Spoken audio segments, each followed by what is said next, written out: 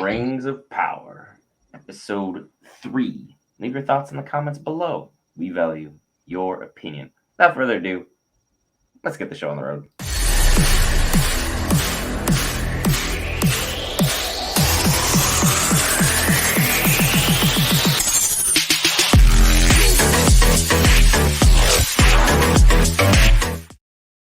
As you guys can clearly see below, we have a 100 subscriber giveaway going on. We only need 3 more of you amazing members to hit that lovely red subscribe button. It's the watermark in the corner. We made it very easy for you guys. We appreciate any and all feedback. Anyone who joins will be entered in a giveaway. We have a Lord of the Rings map, Funko Pops of your choice, and I might even throw in some more goodies depending how excited I am to get that 100 subscriber mark for you guys. Without further ado, Will, you're the newest member to Middle Earth.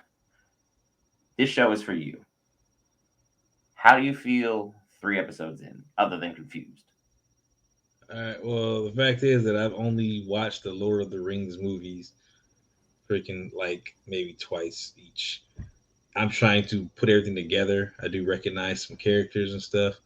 I have to say the show started off pretty good for just kind of getting my attention and what's going on. Like it wasn't like a soft drag. Like it was like, no, we're gonna kind of jump right into some issues and kind of figure some stuff out, and it felt good. Like I was invested. So I'm enjoying it so far. Again, I'm still trying to put stuff together and figure out what's what, but I am enjoying it as much as I know it loads me to say that to you.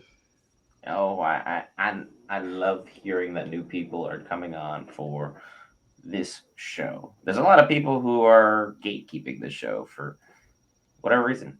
Please don't be that person. There's nothing in it for you. You gain nothing by doing gatekeeping.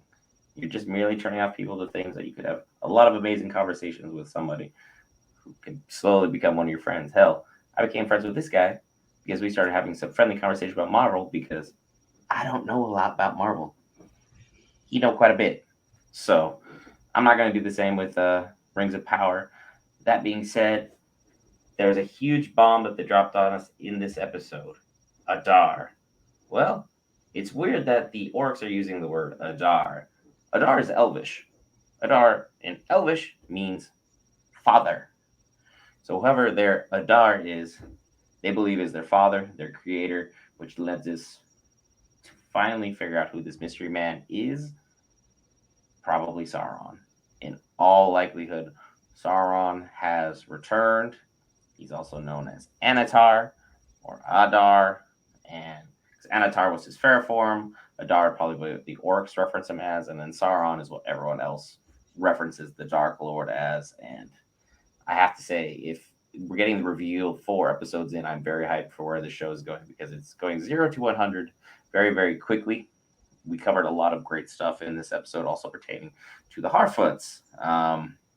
The Mystery Meteor Man, the one who you guys checked out our video, 1,100 views. I appreciate each and every one of those people who filled out the comments below. We're almost 40 comments strong. I tried getting back to everybody who left a comment in there. Greatly appreciate you guys. And speculating who this Meteor Man is, and there were several very, very solid choices from you guys, and I appreciate all the input into that because I had a couple things that I thought were speculative as well. Some of you agreed with me, some of you didn't. We had a good conversation. We talked about things, kept things fluid.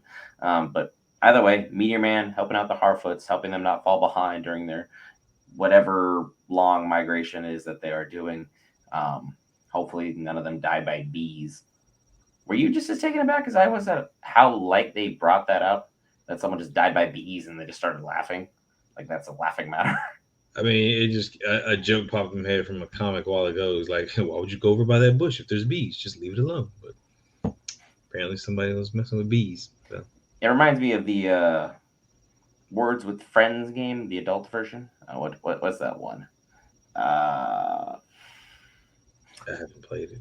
it escapes my memory at this time. Someone in the comments let me know how foolish I am for forgetting what it is. But there's just a card that says bees? Question mark?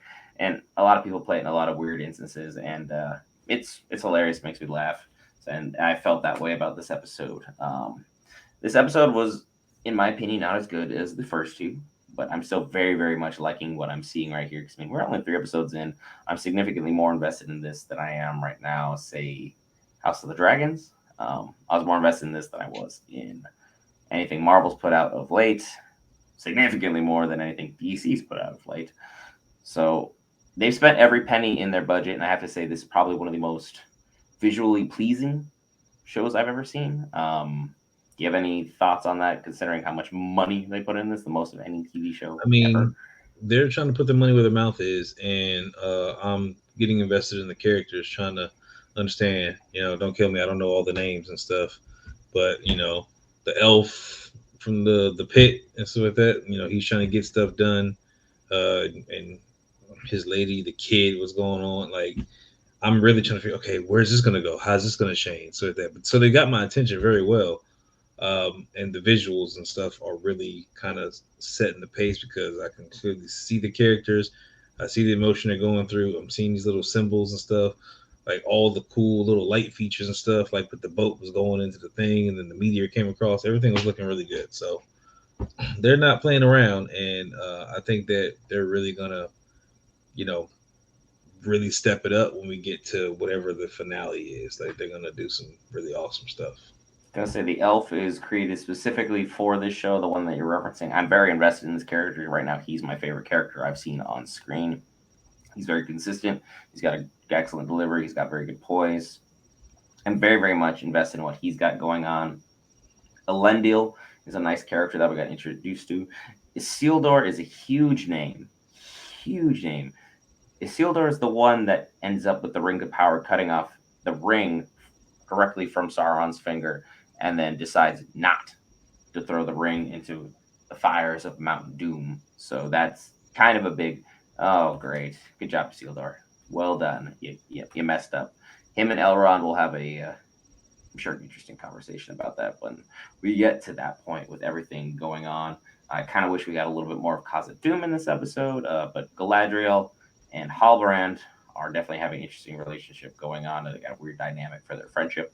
Halbrand is a very, very interesting character, both from lore and from what we're seeing on screen, and he will do everything he can to survive, and he's done a very good job of charming people in the right instances to make sure things get done. And when that doesn't work out, a little sleight of hand this, a sleight of hand that, one missing object, nobody will know, and he's very, very good at standing up for himself when he gets caught, with the sticky fingers on his hand. Overall, out of 10, let us know what you think in the comments below. How would you rate this episode, Mr. Parker? I mean, compared to the first two, I give this one it's about a 6 for me. The exposition is, I'm getting more of the story. The end kind of, ramped it a little bit back up for me, but I caught myself just kind of dragging on this one a little bit. So we'll see. It could be because they changed the hour. A lot of the Lord of the Rings fan and the Rings of Power fans were very upset that they changed the overall hour in which it was released. It's supposed to be 6 o'clock Pacific Standard Time, and so 9 for you on the East Coast. But however, they bumped it back 3 hours. Makes it easier for us to cover, but unfortunately, it pushes back the time for some of you to sit down, watch, and enjoy what you have here in this amazing show. Hopefully, it doesn't turn a lot of people off to the overall prospects of it. I would say this was an 8 for me. I really still enjoyed what we had here. It was slower than the first 2 episodes. It was less action packed, but you need some of these episodes with exposition so you can kind of build the foundation of what we have here. Numenor looks breathtaking. I could ramble on about this all day, but we need to wrap up. I don't want to drag on. You guys leave your thoughts in the comments. I'll get back to you in them. If you haven't already, hit that lovely red subscribe button. We have a huge giveaway going on for you guys that I am more than happy to share with you, the viewer. You'll be chosen in a manner in which I will come up with very, very shortly once we hit our 100 subscriber mark. We will see you guys in the next video. Thank you for joining me, Will. Yeah. Peace.